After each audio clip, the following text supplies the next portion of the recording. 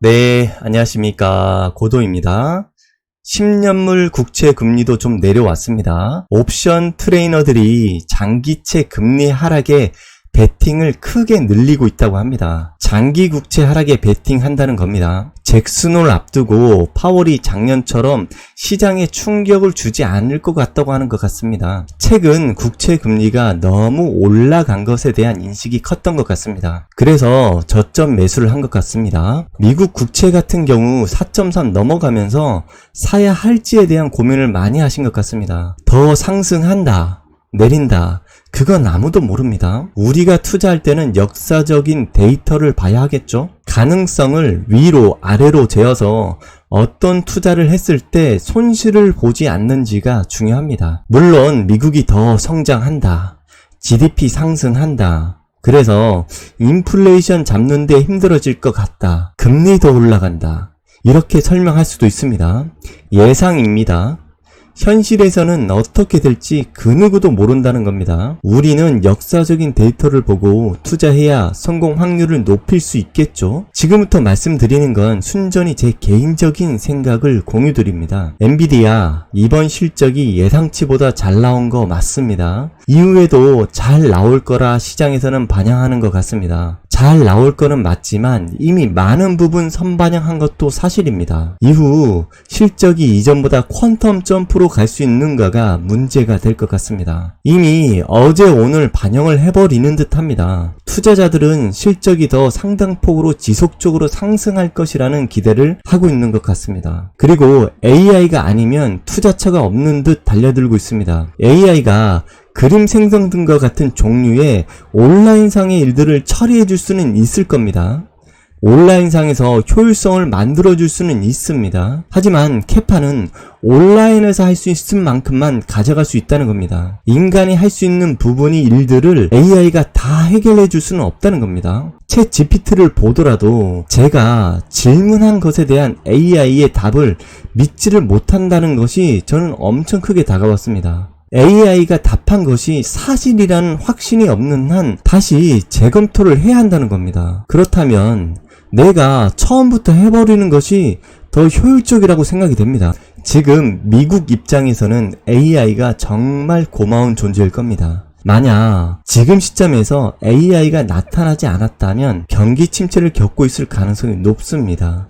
어쩌면 수단으로서 미국 정부에서 만들었다고 볼 수도 있습니다. 생성형 AI는 무한대의 결과물을 생성해냅니다. 그리고 그게 인간이 명령한 답변 안에서 만들어냅니다. 하지만 만들어내는 것이 복불복이라는 겁니다. 예를 들면 제가 AI에게 테니스하는 여자의 사진을 만들어 달라고 했을 때 얼굴, 손가락, 발이 없거나 뭉그러지거나 상관하지 않고 최대한 많이 만들어냅니다. 그리고 인간이 다시 명령어를 집어넣고 수정할 부분을 수정합니다. 똑같이 엄청나게 많은 결과물을 만들어냅니다. 거기서 내가 원하는 그림을 찾는 것은 정말 많은 명령과 수정을 한 후에야 가능합니다. 그리고 아직까지 상당히 디테일한 부분은 인간이 포토샵으로 처리하기도 합니다. 결국 이것도 인간의 시간과 노력이 들어간다는 겁니다. 하지만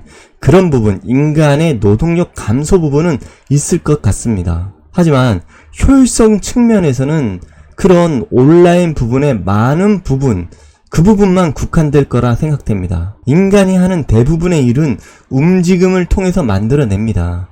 만약 그것까지 로봇이 대체하는 시대가 온다면 그것은 아직이라는 거죠. 테슬라가 장족의 발전을 하고 있지만 아직은 인간을 완전히 대체할 수 있는 수준이 아니라는 건 아시잖아요. 인간과 닮고 운송할 수 있는 정도의 기술 정도라고 생각합니다. 미국은 핑계가 필요한 겁니다. 다시 강달러를 만들어 결국 어딘가 터지게 만들어야 된다는 겁니다. 그러려면 돈이 다시 미국으로 돌아오게 해야겠죠. 지금 그 작업을 하고 있다 보면 됩니다. 국채를 발행하고 공장을 미국으로 오게 만들고 AI는 미국이 최고라는 타이틀로 세계의 달러를 다시 미국으로 끌어당기고 있습니다. 엄청난 부채에도 아랑곳 않고 보조금을 엄청 지급하면서 낮은 실업률을 유지하며 금리가 높더라도 버틸 수 있는 환경을 만들면서 GDP를 끌어올리고 있다고 보면 됩니다.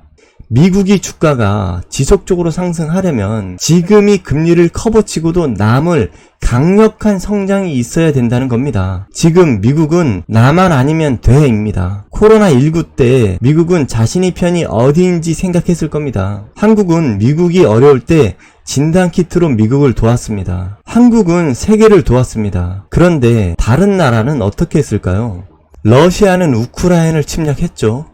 중국은 그 러시아를 옹호했고요. 중국은 그거에 더해서 코로나19를 핑계로 공장들을 다 막아버려서 인플레이션을 만들었습니다. 유럽도 자신들이 흔들리니까 중국이나 러시아 옹호하는 발언을 하기도 했습니다. 그동안 중국을 어느 정도 믿었던 미국 입장에서는 중국이나 유럽 국가들에게 엄청 실망했을 가능성이 있습니다. 어려울 때 진정한 친구를 알아본다는 말이 있습니다. 일본은 그래도 끝까지 미국 편을 들었습니다. 한국은 중립을 지키면서 미국을 확실히 도왔습니다. 그리고 세계를 도왔습니다. 한국의 반도체, 배터리가 미국에게는 엄청난 도움을 주고 있습니다.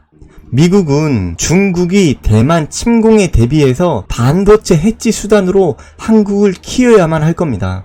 유럽이 흔들리고 있습니다. 중국이 흔들리고 있습니다. 그래도 중국은 아직 물가가 낮죠. 금리도 아직까지는 낮습니다. 한국은 그래도 버틸만 하죠. 일본도 버틸만 합니다. 어려울 때 미국도 한국을 도왔지만 어려울 때 한국도 배신하지 않고 미국을 도왔습니다. 어딘가 터질 때까지 달려가는 치킨 게임이 시작된 겁니다. 지금 들어올리는 기술은 당연히 엄청난 기술인 건 분명합니다. 그리고 언제까지 끌어올릴지는 그 아무도 모릅니다. 미국이 빨대 꼽을 것이 생기기 전까지 펌프질을 할 가능성도 있습니다. 그건 아무도 모릅니다.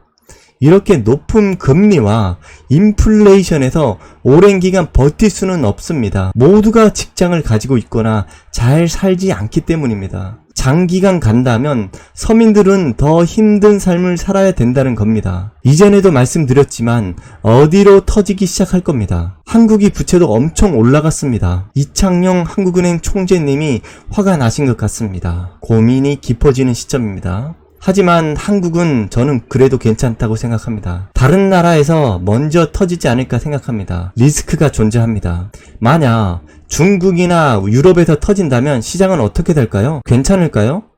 상승할까요? 하락할까요? 그때 빨대 꼽을 현금이 있어야겠죠? 오늘도 성투하시길 빌겠습니다. 구독, 좋아요, 알림 부탁드리겠습니다. 감사합니다.